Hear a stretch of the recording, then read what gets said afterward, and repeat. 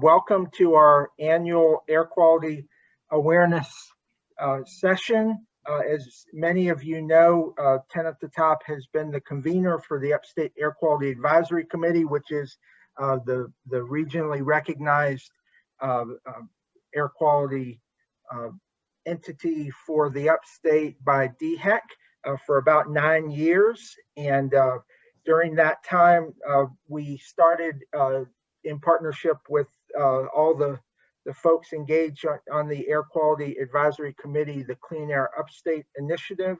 For those who have been around in the early days of our involvement, you'll remember the region was very close to being out of attainment in 2012, much like had been done in the mid 2000s when the region was did an air quality compact.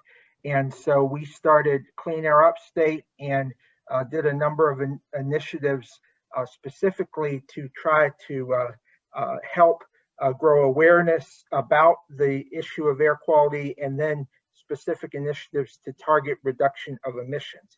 And due to certainly not just the work of this group, but many others over the course of a couple years, and you will hear from Renee, I think, continued update of the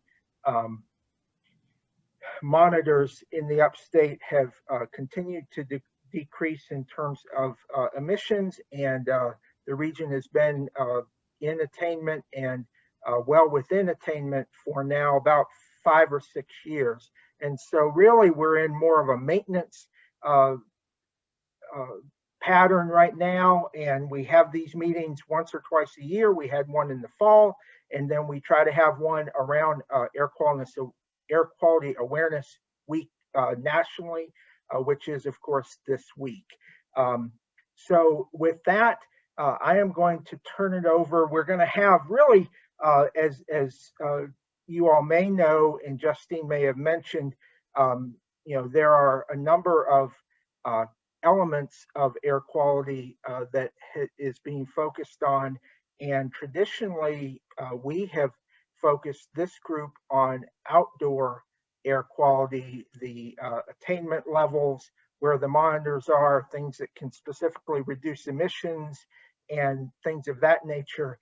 But we felt like, given everything that has been happening over the last year and the importance of indoor air quality, that we would focus this meeting today on the indoor air quality components. So we're going to have a couple presentations to start off with from our friends at DHEC to give an overview. Amy will give kind of an overview of the B Squared business program, and Renee will give us an update on the monitors. But then after that, we appreciate Lisa Brown and Kevin Stewart being with us to give us some tips and some specific things more related to indoor air quality, while certainly in some cases it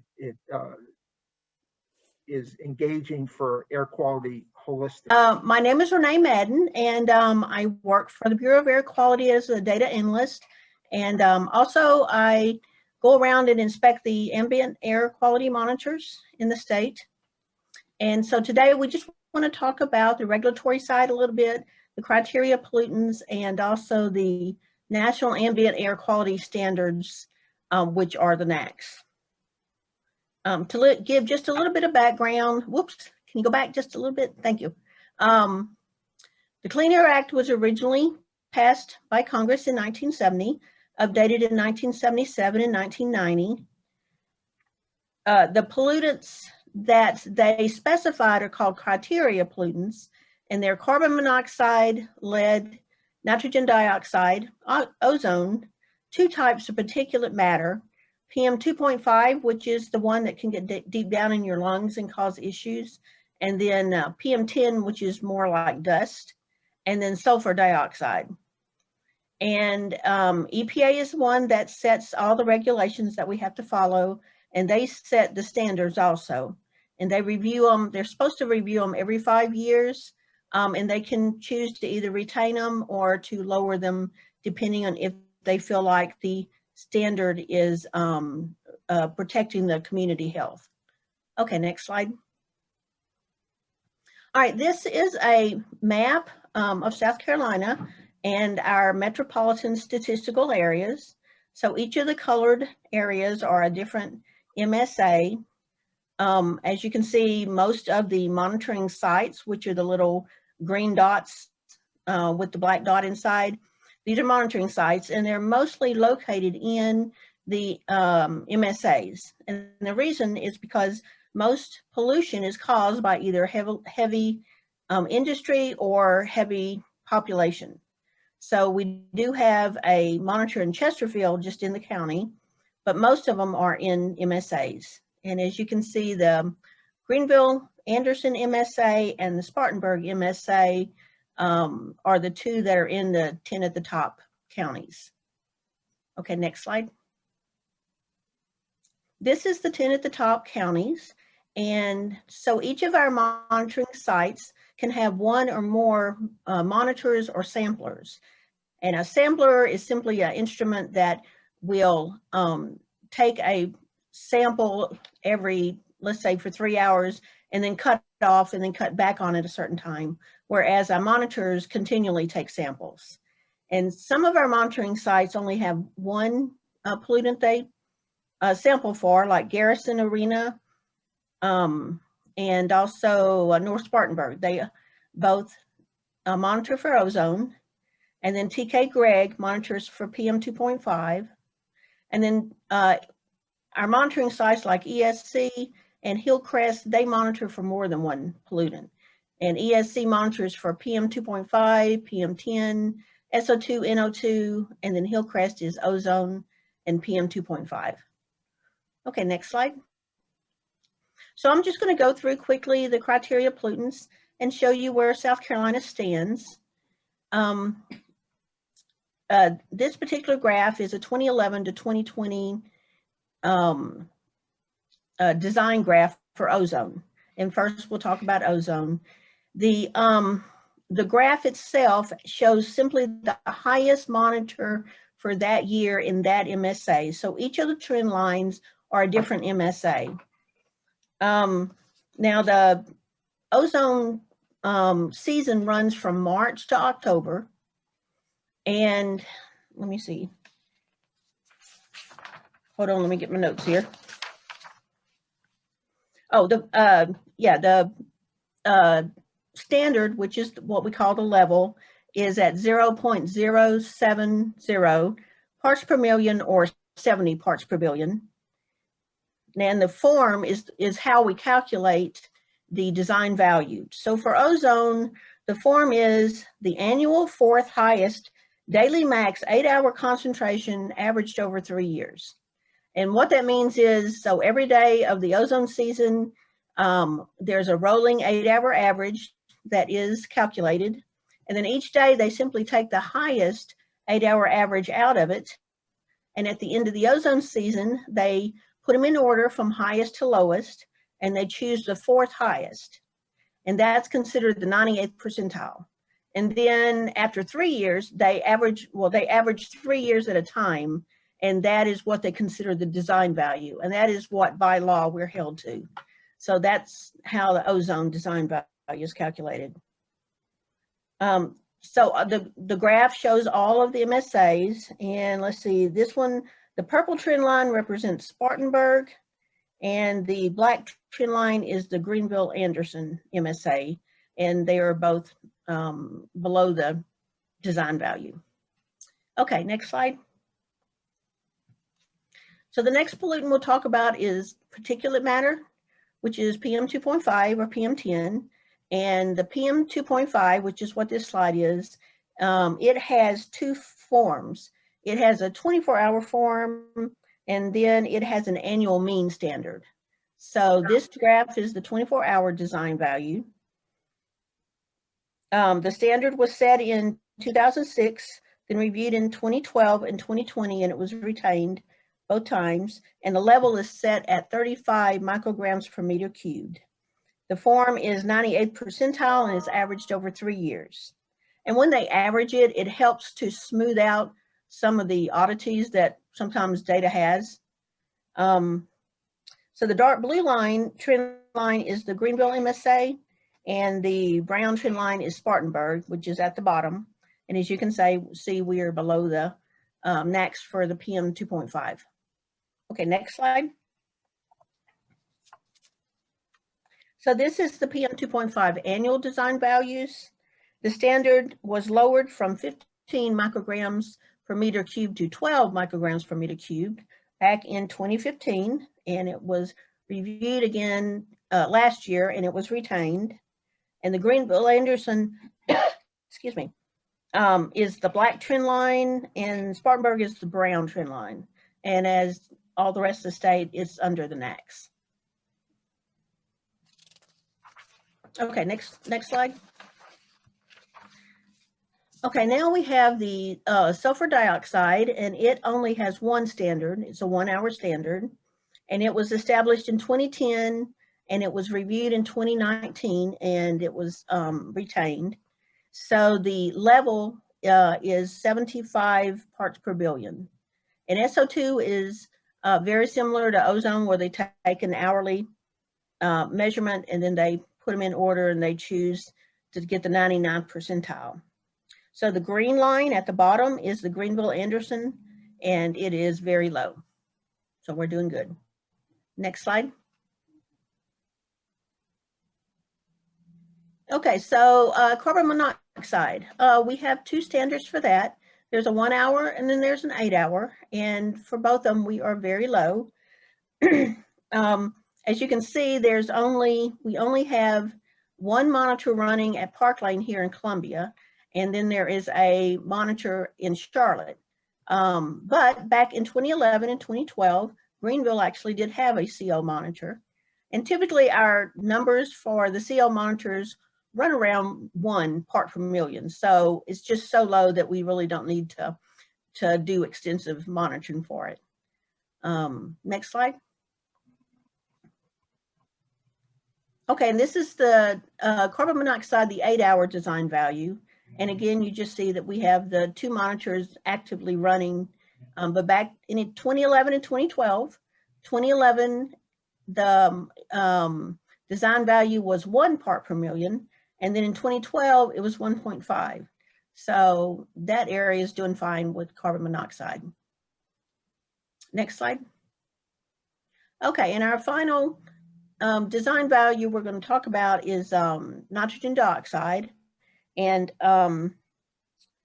let's see, it has a 1-hour design value at 100 parts per billion. And let's see, the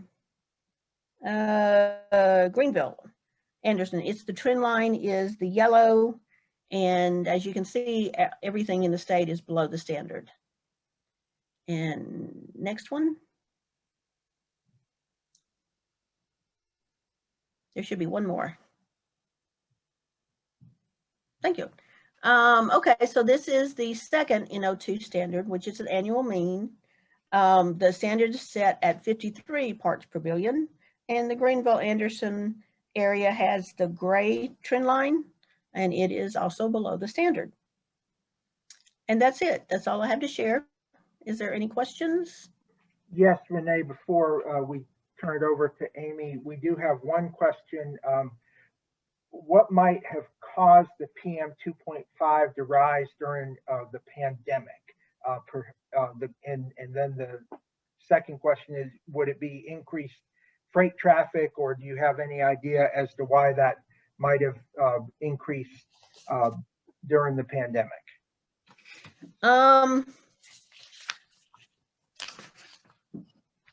Let me look back at my slides just to be sure before I say anything.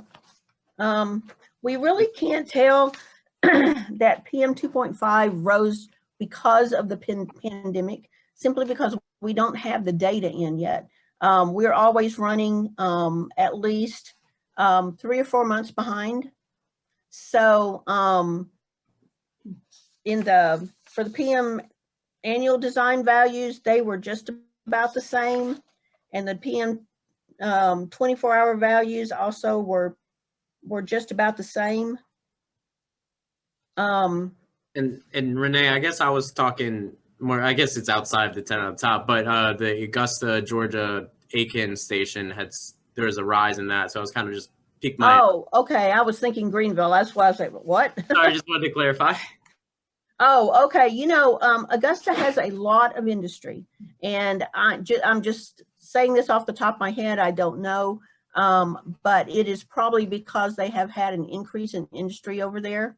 I mean, I could, find out, go look up their industry emissions and find out. But most likely, they've just had an increase in the amount of industry that they've had locating there. Appreciate that insight. Thank you. Okay, sorry I couldn't give you more. Oh, no, that's fine. Renee, and another question, kind of more general. We talked about, and Amy will talk in her slides kind of about some of the things y'all are doing, and we said we're in more of a maintenance level. But the reality is, with the change in administrations, there is potentially, the possibility for them to look again at the levels and potentially to strengthen them or change them in some way. We were pretty sure in the previous administration that was not going to happen. When we started being engaged, and long before that, you can see the numbers in the Upstate were incredibly high at one time, and they have continued to go down, but they seem to have kind of plateaued. Yeah. So if they do tighten the standards, make it 6.5 or 6.75, whatever it could be, that would put us back to being perhaps near being out of compliance. So is there any suggestions, and maybe this is something Amy can answer as well, of what we need to be doing as a region to pay attention so that we are able to react once if the levels are tightened again?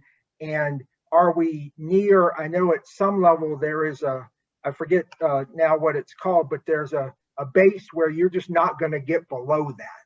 And do you know if we're anywhere near that base for our region, or how we look in terms of the standards, given that they could be tightened and the number could continue to go down, especially around the ozone?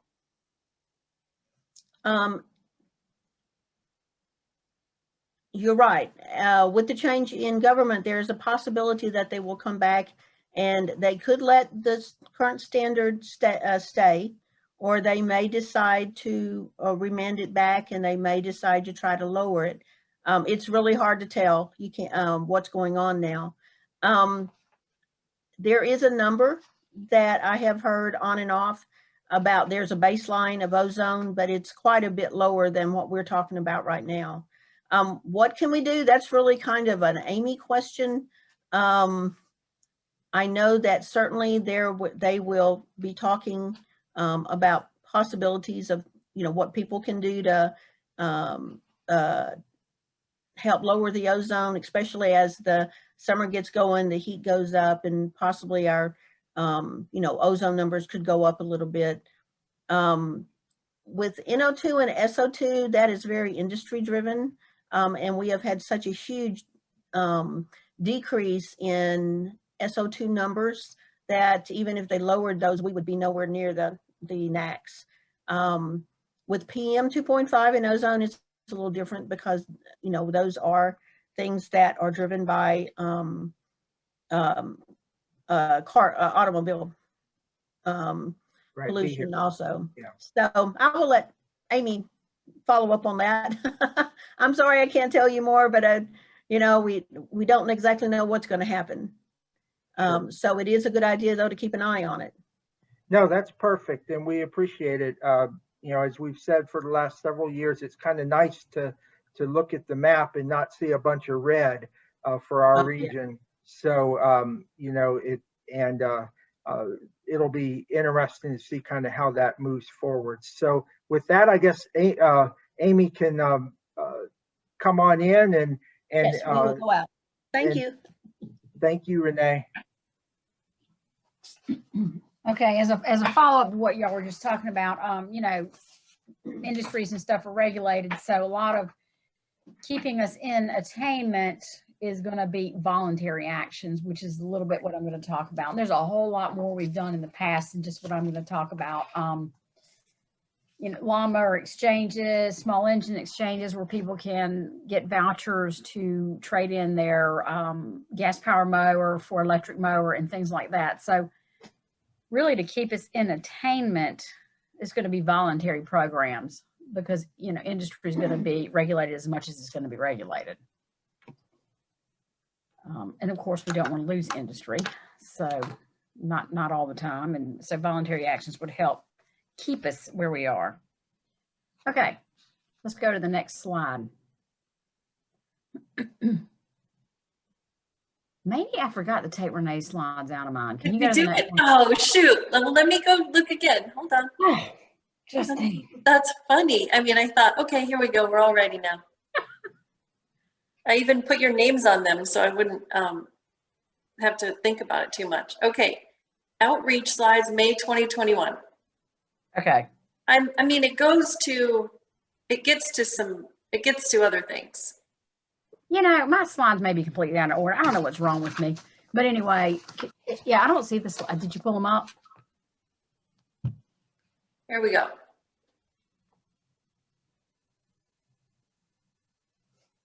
Okay, so go to the Let's next one. go through them, Justine, and see if we get to where Amy's come. Okay, let's start here. Oh, sorry. No, that's okay. There we go. Yeah, so this is the Breathe Better for Business program, which is actually the Breathe Better for Business. Breathe Better, let me back up, is an anti-idling voluntary program for schools. It started out with schools, trying to get the carpool line for the parents to not idle, and then the buses to not idle, and we started going into some businesses. And on that page, on the Breathe Better page for businesses, there's a list of stuff I was just talking about, like voluntary actions. Renee and I were talking, another coworker and I were talking about it today, that, you know, a flex schedule. Say I come in at 9 and I leave at 6 or whatever. I'm not on the road when everybody else is on the road. Or maybe I work from home 2 days. Maybe, you know, I check the forecast. It's going to be an orange day. I'm not going to want to get in my car and drive. I'll work from home. And there's also highway signs out that'll say what you can do when it's going to be a predicted high ozone day.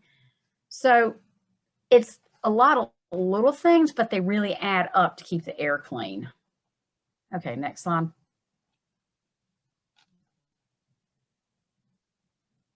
So these are just some examples of signs. When somebody signs up for the Breathe Better program, they'll get those signs. So like I was talking about, the program is an anti-idling program. As we know, idling wastes fuels, and it also produces more air pollution from vehicles. And the campaign is focused on protecting health on the school campus and then also at businesses. And they'll get signs up, and then, you know, we can help along the way with some things to get the management on board. Maybe if somebody can flex schedule or telecommute, that's probably the biggest obstacle to overcome. And then there's also a lot of resources on that page. Okay, next slide.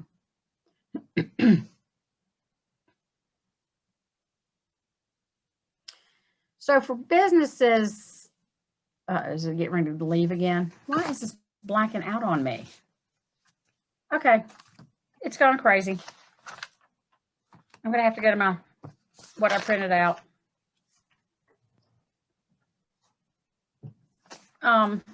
Yeah, so the slides are just kind of like randomly doing their own thing right now. But anyway, for the Breathe Better program, a lot of businesses have high volume daily visitors, and they can get a flag to put in the lobby where people can see what the ozone forecast is, and they can learn a little bit more about what the anti-idling program is. Justine, are you making those do that? Are you messing with me?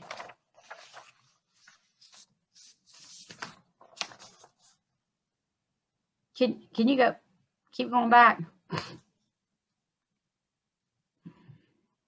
All right.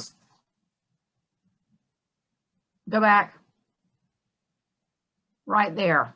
It won't stay on there, will it? Justine, if you exit the presentation format, we can just view it in the PowerPoint. Would that work?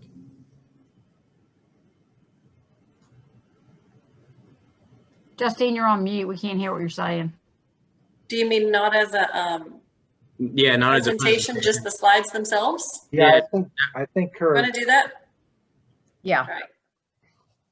It must be in some other mode that I forgot to take it out of. Okay, let's go back. I don't know what number it is, but keep going back and stop. Go back up again. Where to the slide that says sign up today, it's easy. You see that one?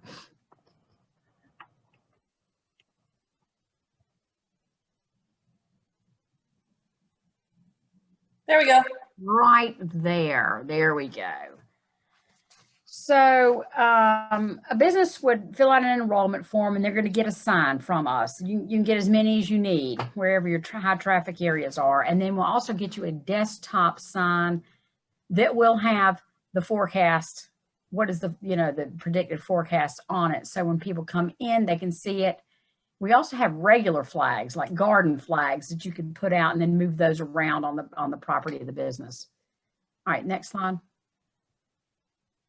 So just some other ones. It was on one of the slides when it was going crazy. These are just some of the programs. The U.S. Department of Education also has a Green Ribbon School program, which is really new to South Carolina. We've only got 3 schools so far, but anyway, it just covers a gamut of like energy reduction, anti-idling, water quality, and it's a pretty big deal because people are recognized for what they're doing for sustainability for the environment. So it's a really cool program. And this year, with schools being so crazy with COVID, we didn't have any entries, but hopefully it'll kick up a little bit more next year. And then the next slide is the schools that have actually gotten the Green Ribbon Award. Cape Romaine, Furman University, they have some really cool programs, and then Dutch Fork. And if anybody knows of a school, it doesn't have to be an elementary school, middle school, as you can see, it could be a college or a university that's doing some really great things for the environment. I can definitely get in touch with them and see if they want to apply for to be a Green Ribbon school. All right, the next slide. Diesel Emission Reduction Act. I'm sure a lot of y'all have heard about this program, and it's national DARA money. It's a competitive grant program, and it's for larger, Ben probably even knows more about it than I do because I'm not really involved with the Diesel Emission Reduction Act. But it really is like to retrofit school buses, or I'm trying to think of stuff at the port, like on some of the bigger boats. Ben, can you help me out here? Yeah. So definitely can be used for retrofits or conversions, or even purchase of new vehicles. I think it funds between 45 and 60% of the vehicle, depending on what fuel you're using. But in the ports, it's been used to retrofit boats with hybrid electric diesel equipment, and even some of the cranes that are in operation in the ports are now hybrid electric or just fully electric cranes that are supported by DARA.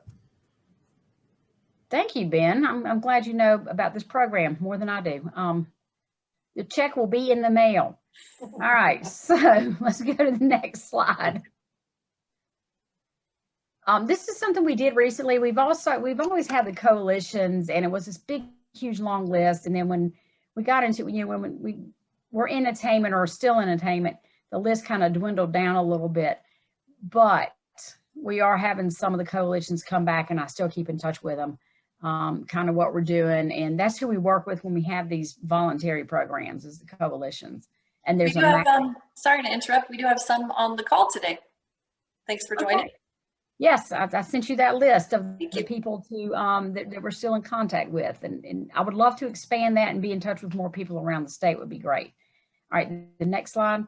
And Amy, just before you go on, Yeah. we used to have state meetings Yeah. of that, and I think it's been, what, 4 or 5 years since the last one. So, that may be something once COVID ends that we can get back to having the state meetings. If we do it like a format like this, it might be more well attended because people wouldn't have to travel regardless of COVID. Sure. I think COVID's actually set up a lot of stuff to where it's easier to communicate now than people having to travel. But I would love to get back to that, where we're doing more voluntary things and working on projects together around the state. Yeah, I would absolutely love doing a little bit of that, a lot more of that.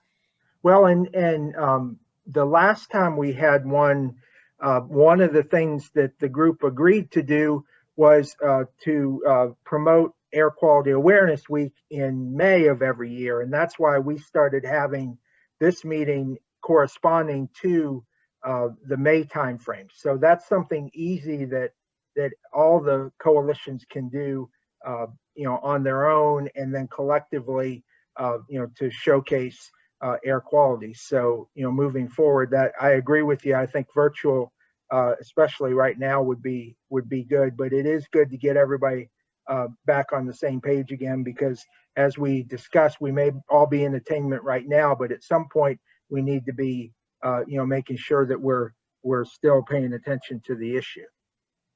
Yes, agreed. We've had a couple of people, Ben just sent something that you would like to see the coalitions come back and do a little bit more. Some of them are still together and going strong like y'all are, and some have kind of dwindled off a little bit, but we would love to get back to where we used to be. So we do same attainment, if something changes. So we have a girl here named Leslie Coolidge, who one of my coworkers does the radon program. And the more people that are familiar with the radon and they order a kit will be able to get the data for more areas of the state if there is a radon issue. So right now, there seems to be a lot of it up in this upstate, but a lot of the upstate, they get the kits and then they do their radon test and send it back in. And so the data is kind of scarce, but we just would like to get more people involved in checking their homes for radon so we can have a better representation of what the data really says around the state. And I think go to the next line. Might be is it the last one?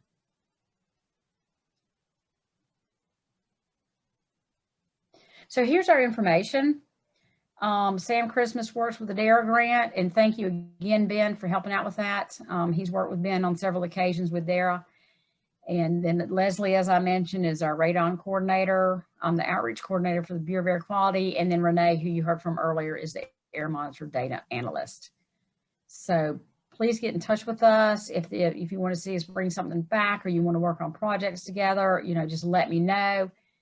Or if it's not even in my area, I can get that person to answer any questions or anything you may need.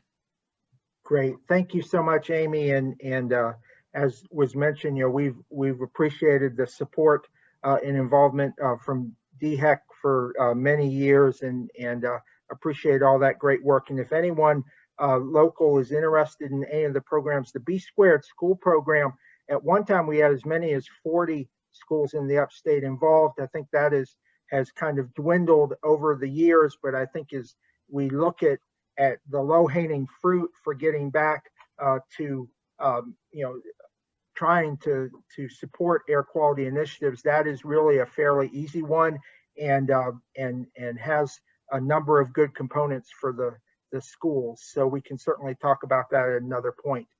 As I mentioned, with COVID, it really brought to mind the importance of indoor air quality, which for the most part is not what is monitored from what Renee and Amy discussed, but is certainly very important for our public health. And the Clean Air Act and all the elements around it, are related to the health of our residents. And we'll hear from Kevin Stewart in a few minutes from the American Lung Association, and they always put out, a report about asthma and things of that nature. So that is still a very important issue here in our region. But we wanted to start, we had a presentation last summer from Johnson Controls to our Cat Chat group, and they talked about air circulation and all those things that because of COVID were now becoming a big deal in ways that we had not thought of previously. And so as we prepared for this meeting, we wanted to bring back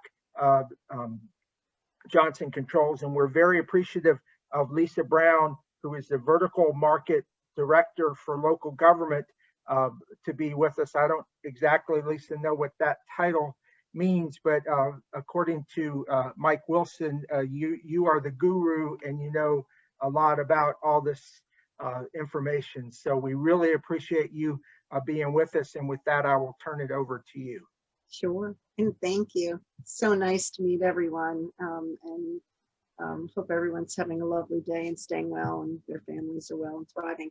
So Justine's doing a wonderful job, and she's going to run my slides. And I saw that when I was on before and I was trying to talk and it started clicking off. So I'm going to take my video off, because sometimes on Zoom, I have a better chance of not glitching if I'm off screen. So here's my face, and you're going to hear my crazy voice now, my New York voice, but I'm going to jump on, and then thank you for that lovely introduction. So what I am is I lead the global markets for municipal infrastructure renewal and smart communities for Johnson Controls. Been with the company for about 18 years and started the whole smart cities initiatives in the company at about 7 or 8 years ago, basically assisting states and cities and counties, and really at this point bringing confidence back to your constituents and your citizens and your tourists by bringing and creating healthier buildings and then helping them be more secure, connected, and resilient. So we've been partnering with municipalities. We have about 600 municipalities that we work with across the country, and globally we're talking with folks and seeing how other cities and towns, what they're doing to respond and to rebuild and recover. So I really appreciate the time here. Clean air is so vital, and it always has. Even prior to COVID, Dean, we've been in the smart buildings and the air quality control space for decades now, but it certainly has had quite a red flag put on it in terms of what's necessary to bring folks back to use the infrastructure that you have, right? Your counties and your cities, your buildings. Folks say, I want my seniors back in the libraries. I want my families back in community centers as well as parks and rec. I want my tourists to come back, and what do I do? So that's why we talk about, and I use the phrase, just bringing confidence back, because that's what is really necessary. So while clean air is very vital, I thought I'd bring a wider lens a bit and talk more about healthy buildings. And hopefully you'll get some of this that will appeal to all of you. And if there's any updates, we have Mike Wilson on the phone, who is your Southern Carolina local expert in terms of everything healthy buildings and how to help create healthy buildings, healthy people, and healthy planet. So I'm going to try to go through these. I am not an engineer, but I'm going to give you an overview. And I was delighted to listen to Amy and Renee. I love how you were resilient and you were changing seats, because that just showed that we're flexible, and then you have a better propensity to actually survive, right, in this wonderful and cuckoo time that we're living through. And I agree. I'm not sure which one said that, but COVID has there's a real silver lining to whatever has been happening. And I think a lot of that is teaching us how to be more flexible in the way that we communicate, and also how we consume data. So if we can start from there, if you can go to the next slide, Justine, let's see if they are going to cooperate. So I thought I'd go over really what a healthy building is. And we just went through a survey. We love to do surveys at Johnson Controls because we really want to understand not just what we're thinking internally, but that what our customers and what our proposed customers and even folks who are not working with, what they're thinking about. And so we did this survey in terms of what they considered and how they defined a healthy building.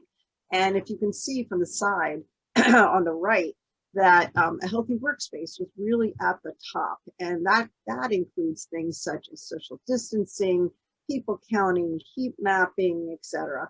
The next area is exactly what we just talked about, getting our arms around being more experts in this remote video conferencing. I have had an honor to speak at so many conferences, and I'm speaking 3 times at Infrastructure Week next week, and it is just becoming so, I guess, normal for people to say, nope, just Zoom, nope, just Teams, nope, just, I heard Blue Jean, I was on Blue Jean, I didn't even know that existed, but there's some really incredibly inventive and creative ways for us all to keep connected. And so seeing your lovely faces, I never feel lonely or isolated because I feel like I'm on a Zoom call every other minute. So that's my own hell, not yours. Going to clean air, which we're talking about, and there's a gamut, right, in terms of bipolar ionization, air purification. Being in the smart building space, we really have to worry about clean air.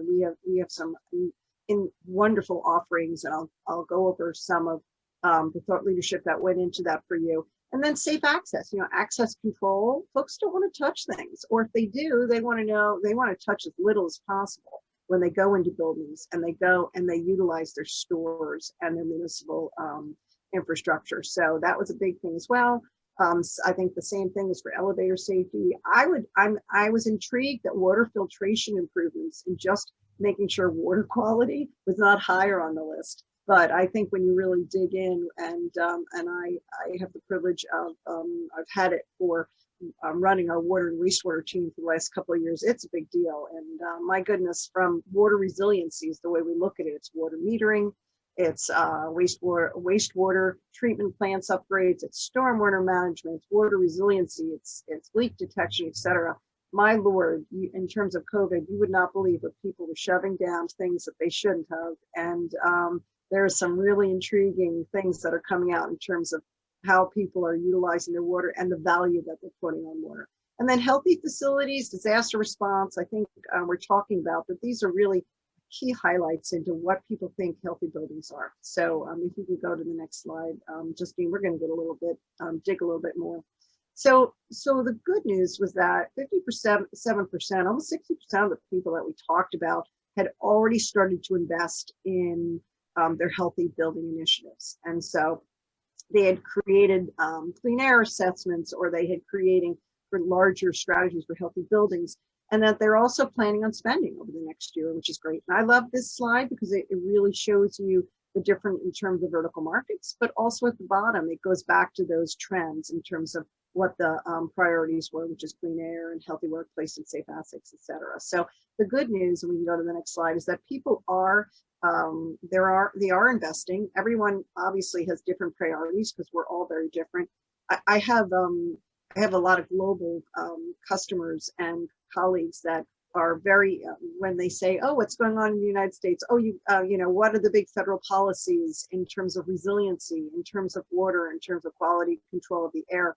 And I try to explain to them that we are, and you can go to the next slide, Justine, please, that we're almost like 50 different countries. We all have different regulations. We all have different legislations. You can't, in terms of, there's no federal mandates for some of the work that is so vital and clearly what this particular group is focused on.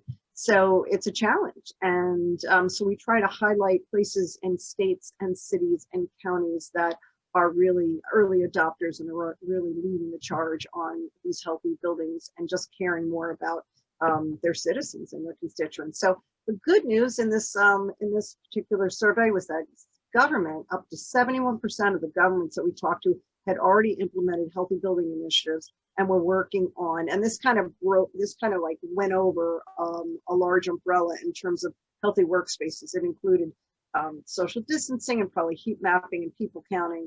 It was space utilization. Boy, we've seen some real adaptive uses of space over the last year and a half, where some buildings were being shut down, others are being recommissioned, others were actually reimagining their spaces, especially in urban environments where so many people were actually running from and like going out to the suburbs and the country because they didn't have to be in cities anymore. And quite frankly, as you all know, cities were rolling up, and it was very, very difficult to even move around. So that has been very interesting, and clearly the clean air access control and the disaster response was part of these investments that the governments were making. So if you could go to the next slide, please, Justin. So there's a universal pattern. I would think that this particular slide would warm all your hearts, that clean air was the most important across all the different verticals and all the initiatives, and where people were dedicating people, resources, and money. And they understood that, you know, there's a real need to be able to show not only to the folks you're working with, but the citizens and others that are, and we said tourists and people that are coming and using your infrastructure. They need to know that you care about what they're breathing and what they're touching and where they're going. And so the good news was that clean air definitely came up at the top in terms of where folks were focused on and where their investments were going. We can go to the next slide, please. So this is a lot on one slide, but it looks as though this particular audience would be interested in this. And I'm not going to read this all, but just, you know, ASHRAE and the CDC and even the EPA have really great guidelines. And when you're looking to invest and you're looking to upgrade or bring some renewal to your systems and your infrastructure, make sure that whoever you're working with is focused on those guidelines. And they're pretty straightforward. And there's a lot of, we saw other things in COVID where, you know, there were products that were coming out from different organizations and that were burning people or were not cleaning or were falsely claiming things. So we at Johnson Controls, we're a big integrity first, and we're constantly monitoring the industry and also the space out there in the market to see what the products are, how we can support them, but also the ones that we want to make sure our customers kind of steer clear from. So it sounds like this particular team is really focused on guidelines and making sure that you put rigor around anything that you would either suggest or invest in. So you're probably, I'm preaching to the choir of this particular slide. Justine, if you can move forward.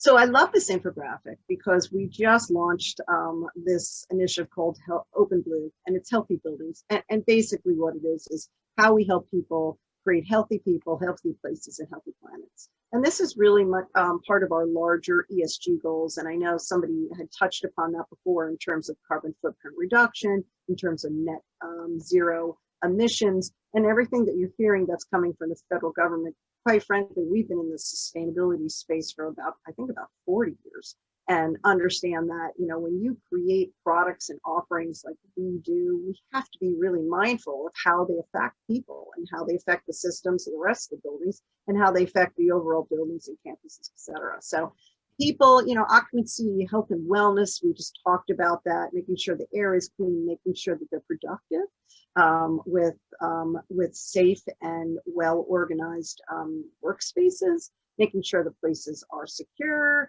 and then building automation modes in terms of what needs to be deep cleaned, et cetera. In terms of places, operational and life and safety, health, these are I think, great almost checklists in terms of what you need to focus on when you're making sure that you're creating your spaces as healthy as possible, so you can get these people back into your buildings and make sure you have the right systems in place. You know, not one system is the only system you should use. So ensure that whatever system, any building automation system, any security system, any clean air system that you're working with, it has been optimized and it's maintained properly. And then from an overall planet standpoint, we mentioned that. It sounds like you're all up in renewable energy, and we talked about the carbon footprint and as well as the overall sustainability approach that you take. So that's why I like this, because it kind of, you can't think of one, you can't pull apart one without thinking of the other. So people, places, and planet. And we're hearing this coming out of the White House as well. I have the ability to sit on these weekly intergovernmental calls from the White House, and they're really saying the right things these days. It really warms my heart on the direction they're going from a sustainability standpoint, as well as goals that they're putting in place from a federal standpoint as well. So any questions on this, we can dig into this forever. Justin, if you can go to the next slide, please. So a little bit about what the healthy people is, and this is more about outcomes, right? In terms of increasing people's productivity because there's so many studies that are out there. And I know we talked about schools a little bit ago, but there was, and I used to work in the school space, and we used to work the intelligent lighting groups, and there's such a huge and lots of data behind it, and there's such a huge focus on ensuring that the right light levels are in place for schools. So there's academic achievement gaps that can be actually shrunk when you have the right light levels, when you have the right air quality control, when children and their teachers can actually focus and make sure that they're comfortable, and also it increases their engagement, and hopefully it actually lifts everybody from an enhancement standpoint. So that's our Healthy People slide. We'll go to the next one. I think it's Healthy Places. And this is more about what you talked about before, which was building automation, really optimizing everything for your particular buildings, making sure that their operating modes are flexible, like Renee and Ann were. So you can, make sure you're not spending your energy efficient. You're not cleaning areas that don't need to be cleaned, or you clean areas even more so that have, based on heat mapping and people counting where people were. And I've seen folks talk about libraries, specific areas in libraries where more books are being read, et cetera. And then if there's more activity in those areas, that they can go into a deeper cleaning mode with their indoor air quality system at that time. Energy security and efficiency, we talked about that. If you know exactly where these gaps are, then you can certainly take that money that is being wasted, and you can put it back into investing in your infrastructure even further. And then security, we talked about that as well. Access control, ensuring the right folks are coming in and they're spaced out correctly. And there's a slide later about PPE and social distancing. And while some people might think that that is just the flavor of the day and then it's going away, I don't think so. Not for a while. I mean, it really depends on the region and the area that you're in. But I see predominantly that people are still embracing the CDC guidelines, thank goodness. And even though there's different levels of intensity in terms of embracing those guidelines, I think that we're here. It's here to stay, at least in terms of people being mindful of that, and then making sure you're future ready. And then I think the next one is the Healthy Planet, right, Justine? Thank you.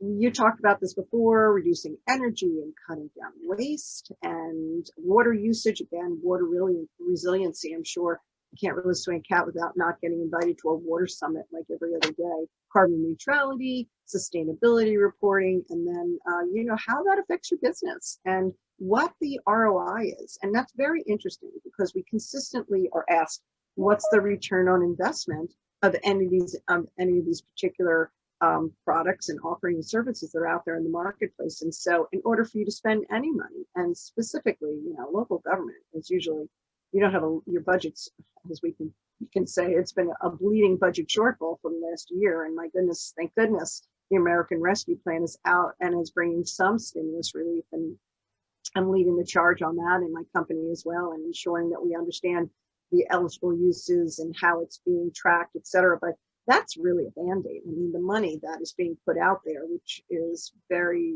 attractive, it does not fill the gaps that you all felt over the years. So we need to figure out ways on how we take that money, stretching the money, making sure your priorities are in place, and then whatever is not being covered, helping you find some creative financing moving forward. So you can go to the next slide, Justin, please. So this is quick, not going to go through it. This is an area, and I've been asked before, how do I, what are the 5 steps, or give me something that can help me achieve healthy buildings? And so I'll say that right here in terms of, I have 5, and it's tapping the power of long-term thinking, right? And when we're talking about local government, it's about bringing that economic stability and vibrancy back to your community. The second one is really understanding where you are with your clean air assessment. And you've all mentioned this in different ways for the last hours. Really, professional and governmental buildings, you need to figure out what your facilities, your police and fire stations, government offices, libraries, community centers, and parks and rec, and where they stand now. And that first step is really setting those priorities. So going and doing a clean air assessment, figuring out to uncover those gaps, and then determine how, what you do first. And then, of course, meeting the ASHRAE and CDC clean air guidelines. So we have a product. It's open blue. I thought this was a lovely graphic to show you because it starts with that air assessment. you work with Johnson Controls or you work with someone else, but I think that it's working with anyone who focuses in that clean air space. There's a lot of rigor in order for you to ensure that you're making the healthiest space possible for your citizens and constituents and visitors. So that was the third. I'll go to my last two, because folks do say that. So considering challenges, and that's the fourth piece, and that's from touchless access, that's from advanced security, remote operations, energy usage reduction. We talked about that, space optimization and resilience, and then funding mechanisms. I mean, that's a whole other conversation, right? Every community across the US has been facing real resource strains. So making sure that you understand your government funding and the stimulus that's coming, and using contract vehicles such as cooperative agreements, which I'm sure you're familiar with, and understanding, how to streamline that. And then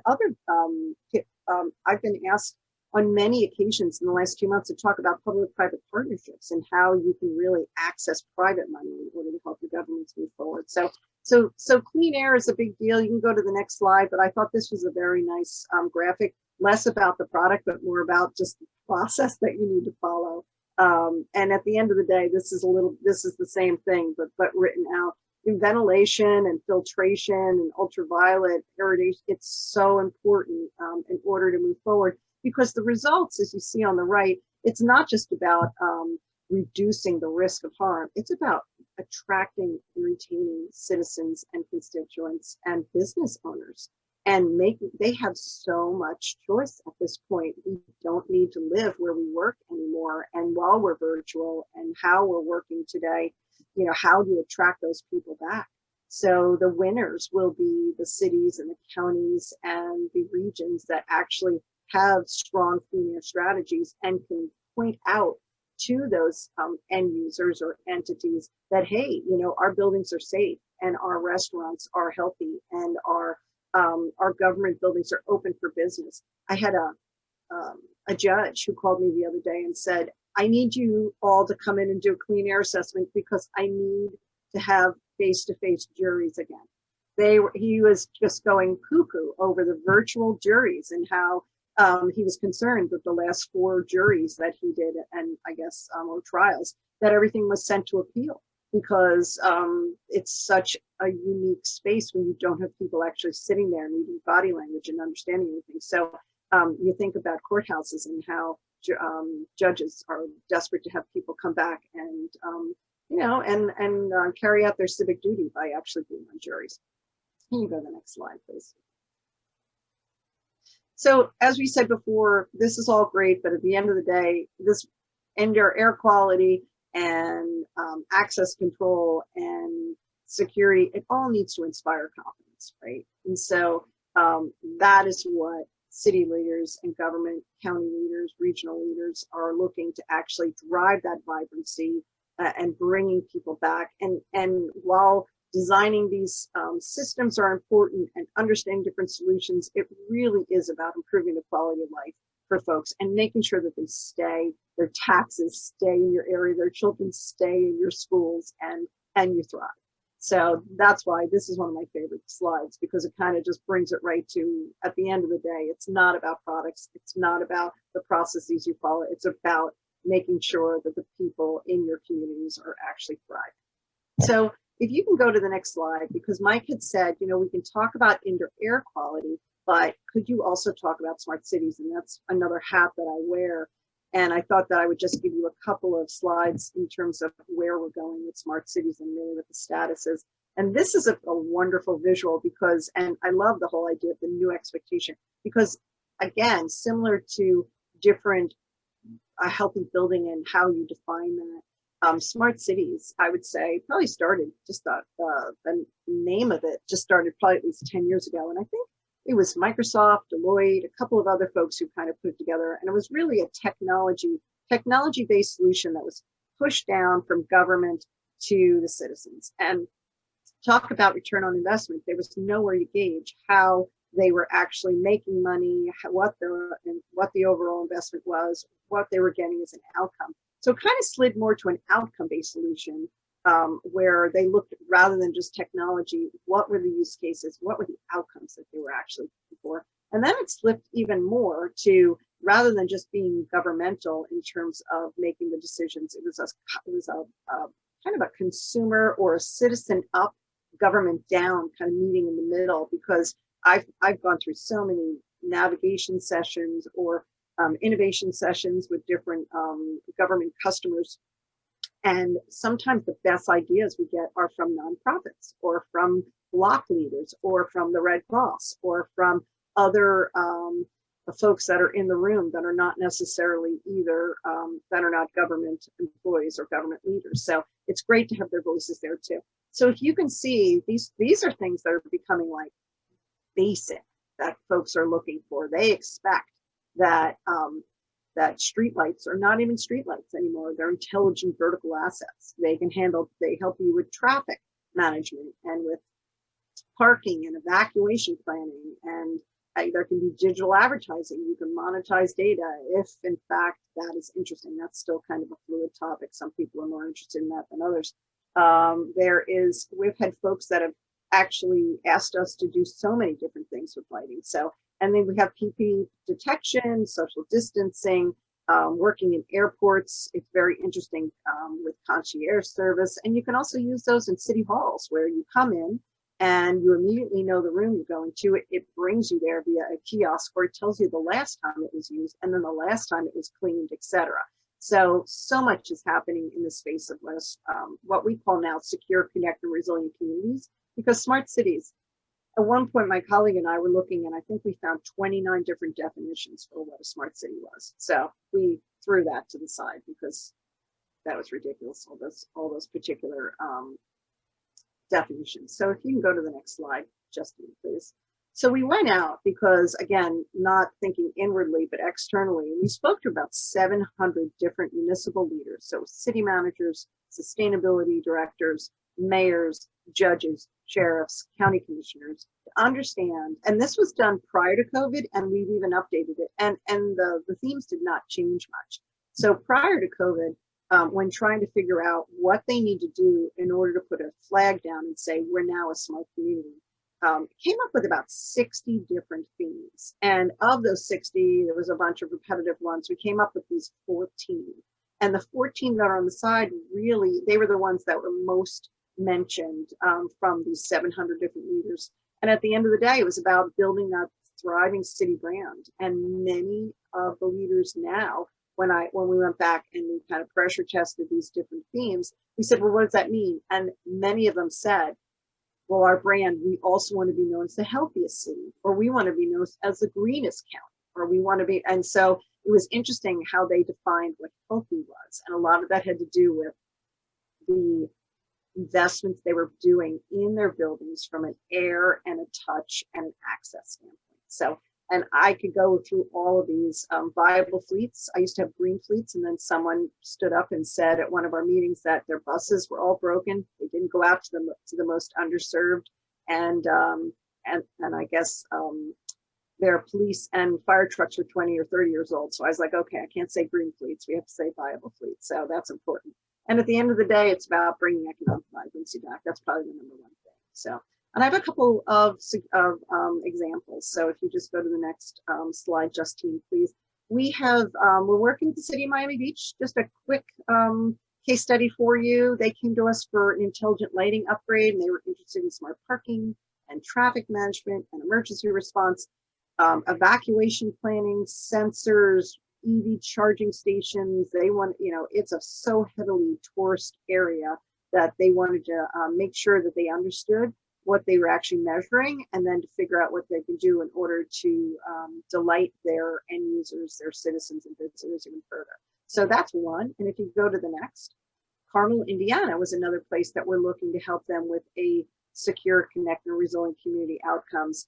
They were interested, very different spaces, and that's why I picked Miami Beach, and I also picked Carmel, Indiana. Carmel, Indiana is in the middle of the country.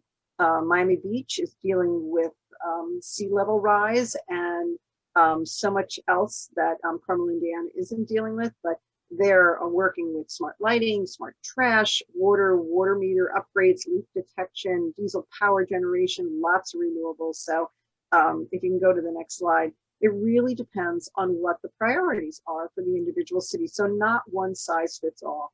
Also, not one company can actually help a city or a county or a region become smart.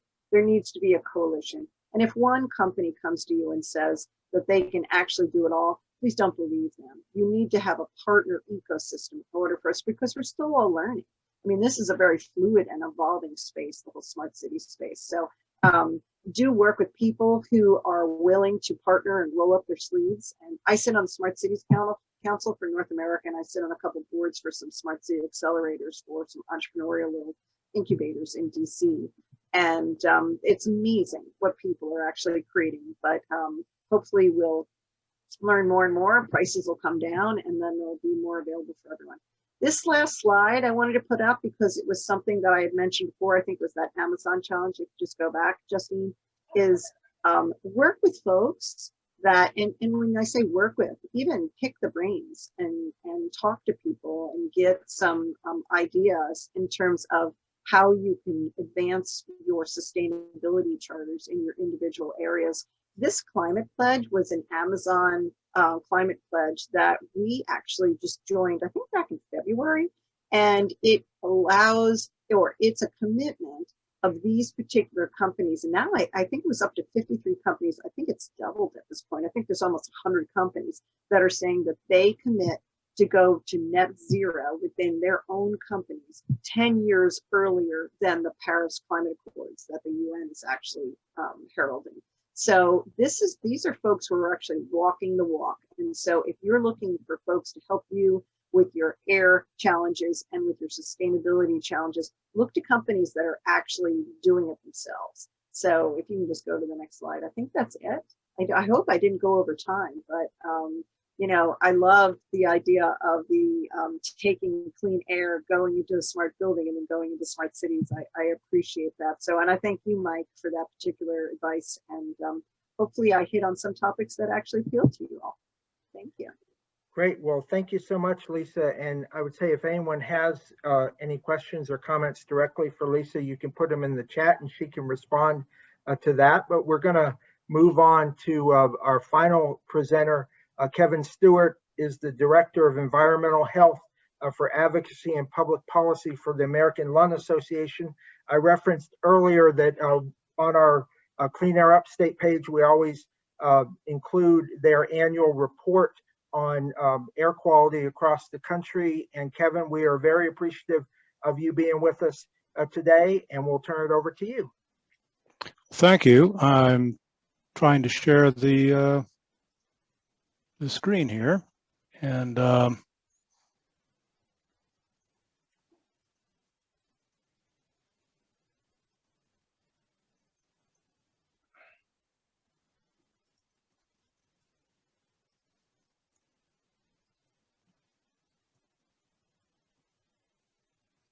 Justine, can you give him access there?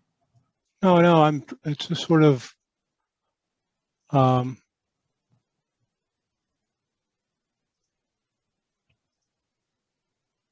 Yep, he's got access. yeah, but I I'm do. It just sort of like, for some reason now when I look for the file, it's open, but I can't seem to locate it when I can share it. Windows. I do have it if you'd like me to pull it up too, either way. No, I'd really rather run it myself, but it's sort of like, there it is, I think. Nope, that's not it.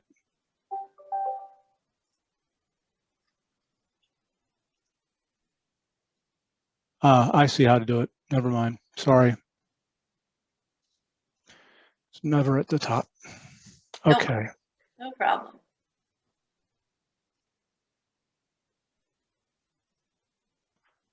Can folks see that? Yes. Yeah. Wonderful. Thank you. Sorry for the delay. No problem.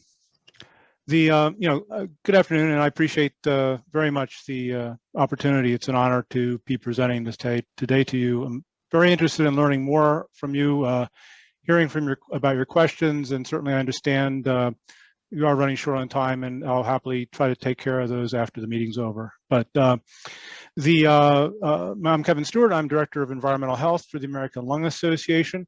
And, you know, there is the reference, of course, to our 22nd annual State of the Air report. The purpose of it, of course, being to put into everyday language air quality issues, giving the public some local information in a way that doesn't get into the parts per billion or the micrograms per cubic meter.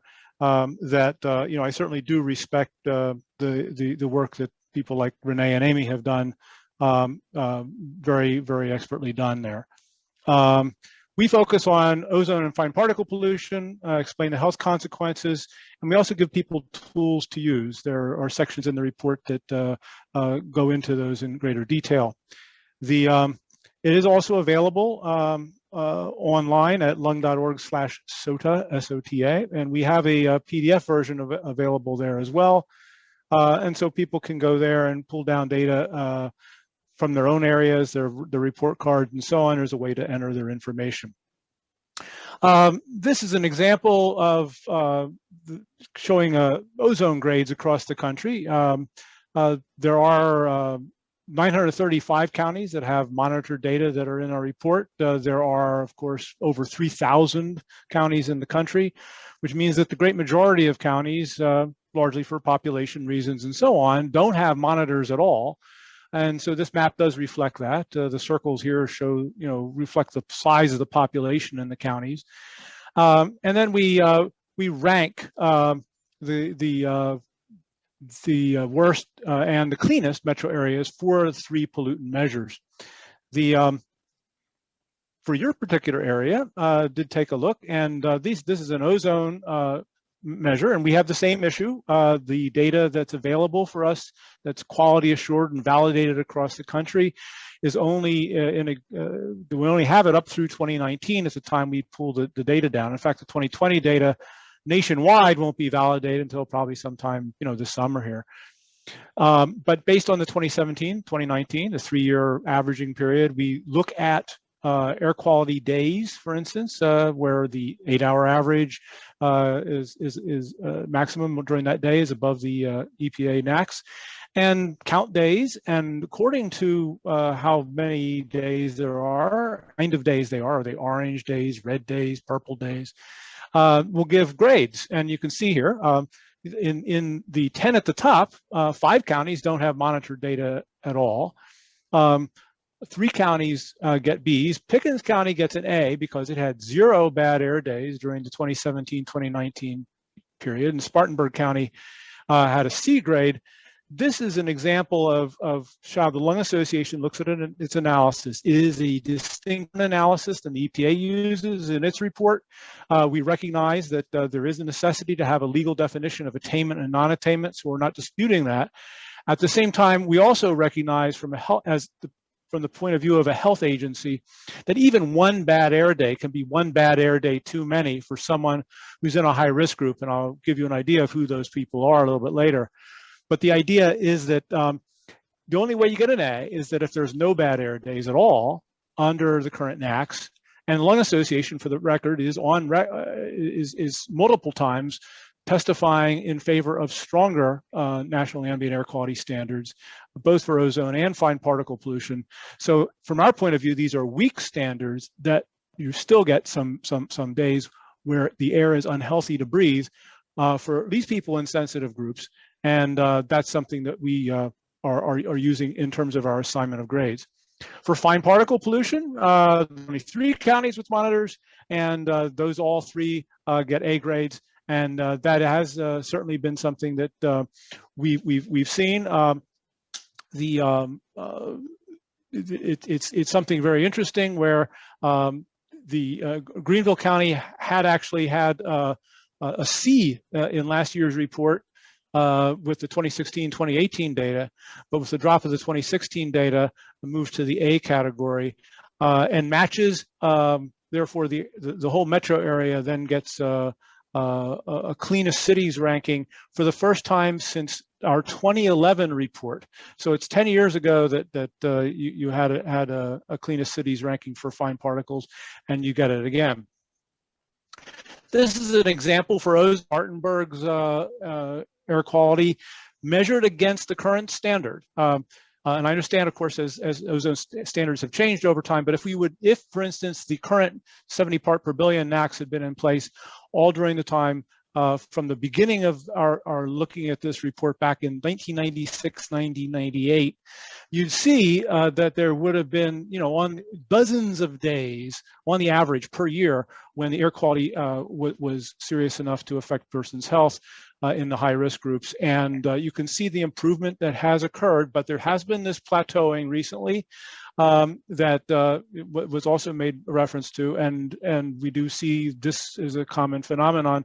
Sometimes there are even reversals, but that's something that we've seen. The bottom line, of course, is that the Clean Air Act is working. Renee told you, it was back in 1970, this was put into law. The basic idea is that since then, and along with its amendments, there has been this kind of improvement where serious reductions have occurred from particle pollution and ozone precursors from vehicles, industry power plants, retirements of vehicles and so on across the spectrum, better fuels, all sorts of changes that have helped move things along. However, and so over its history, the bipartisan landmark public health law has saved millions of lives, trillions of dollars. But we also are recognizing that in some areas of the country, climate change has had a role in increasing some pollutant levels or and slowing or even reversing progress. So that there are some things where we see the influence of climate change having its effects. But I also wanted to point out here that the upstate area also is working well. And 10 at the top has shown leadership. I mean, we've certainly seen the discussion of the Breathe Better program, the Green Ribbon Schools, DARA, air quality coalitions, lots of leadership, no question. And South Carolina is dynamic, and the 10 at the top area is emphasizedly so. What's shown on the screen, of course, is just the top part of a 4-page document. Everyone here should be aware of that, know where that is. And in addition to implementing these strategies and actions, we always encourage revisiting this plan to keep it alive, forward-looking, meaningful in terms of what kind of future reductions are in place. For instance, an example is that there is much more recognition these days of where the future economy can go by way of developing truly clean, renewable energy and transportation infrastructure. I mean, our national transportation system is essentially still stuck in the post-World War II vision for what transportation should look like in this country. It's a very powerful vision, to be sure, but it's been generations, and the question is how we will lead for the next 50 years going forward. And that's something that we want people to understand as well. I mean, we definitely agree that we need to celebrate progress and achievement. This is my daughter-in-law's alma mater in Furman there. And but at the same time, we also want to recognize people at risk. Work is to be done to help these people. And you have a total population in the Greenville, Spartanburg, Anderson consolidated statistical area, those 9 counties. And we know that there are about 1.5 million people altogether in the 10 at the top area. And there are large groups of people at risk from air pollution. We know that people, children, infants, youth, we know that people who are 65 and over, the population are at special risk from air pollution because of where their lungs are in their development.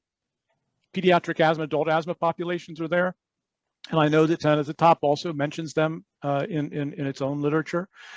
People with COPD are also at risk. People with heart disease, especially from particle pollution, where we know that there are these serious health effects.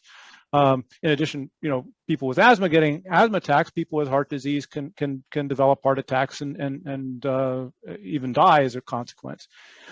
People of color are identified, especially at risk to particle pollution. The independent science assessment that the Environmental Protection Agency just did recently very clearly outlines that. And ever smokers, of course, as well. And people living in poverty has been a category on the list that we've also recognized over time. So all of these groups in population, people know that would account for at least half the population. Most people will know people in that group, and in one or more of those groups, people will fit into many of them simultaneously. Those are the folks that we are recognizing. When we say air pollution on a certain day is especially bad for people in sensitive groups, these are the sensitive groups we're talking about. We're not talking about a tiny minority of the population. We're talking about significant numbers of people, and you know these people, and they're real people who deserve to breathe clean air. You know, one quick thing that people can do, lung.org, we have options there. People can go to, lung.org/clean air, and one place there is to stand up for clean air. People can take the pledge. There's an activist toolkit for folks. I know most of you are active already in doing things within your industries and your institutions. But also exploring electric vehicles is something that we're increasingly devoting attention to, because we know that the time is right for a transition to make sure that we do go to an infrastructure that does help recognize that we have to get away from combustion of fossil fuel kinds of realities here. I'm also here to talk about indoor air quality, and there's certainly the issue about things such as some principles I want to get across here. And I know that, certainly Lisa very clearly identified a very clear thing that people should be doing, and that has to do with the idea of doing indoor air quality, indoor environment assessments. As long as people don't do those kinds of things, you're not paying attention to your environment. It's easy to ignore problems, but we want folks to actually pay attention. Do some walkthroughs. It doesn't take a lot of rocket science. There's a lot of good resources out there. EPA has some.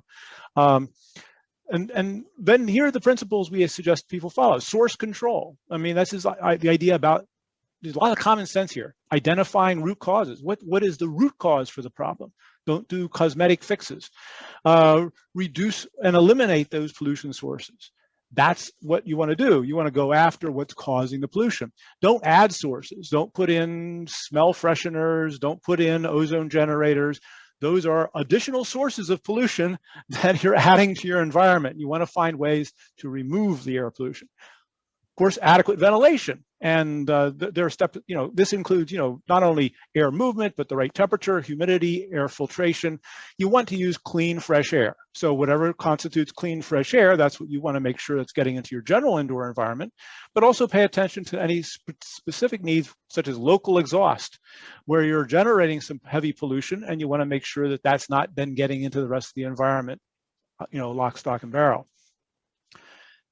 Those are the first two main things, source control and adequate ventilation. But then, sometimes people need additional steps.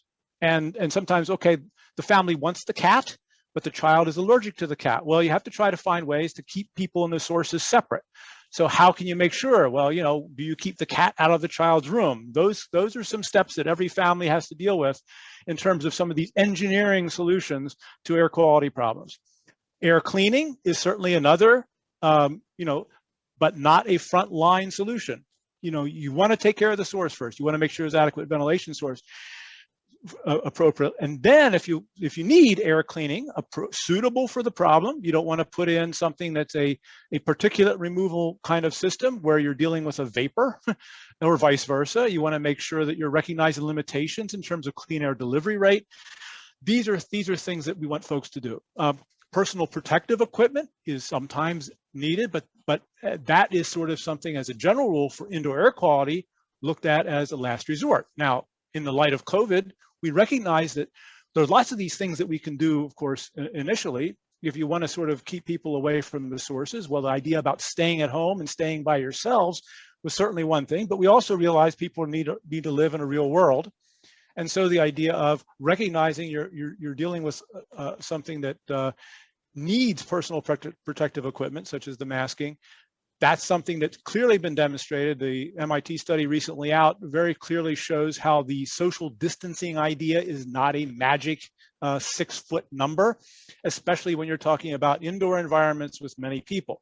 So the critical need to continue masking so that we're protecting other people, that's the real role here, and recognizing that for this. the Lung Association does have at lung.org/clean air a lot of resources. This is just an indoor air page snapshot where everyone can go to these live links, find information out, whatever the topic might be. Certainly one of them on the list here is radon, and DHEC does have a radon fact sheet, as you know.